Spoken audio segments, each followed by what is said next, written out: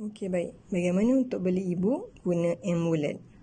Okey, so kita pergi dekat digital. Okey, masukkan tanda slash untuk keluarkan main menu. Okey, nampak menu ni. Kemudian kita klik manage store.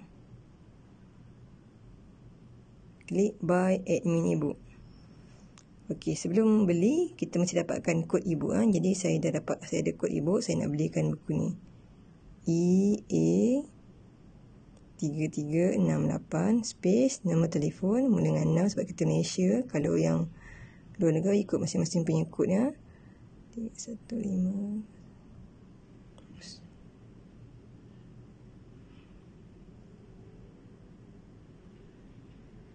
space email.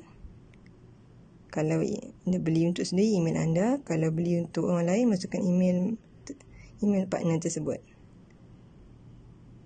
Gmail. Space nama pendek cukup. Okey, jadi dah masukkan semua format ni. Kemudian kita send.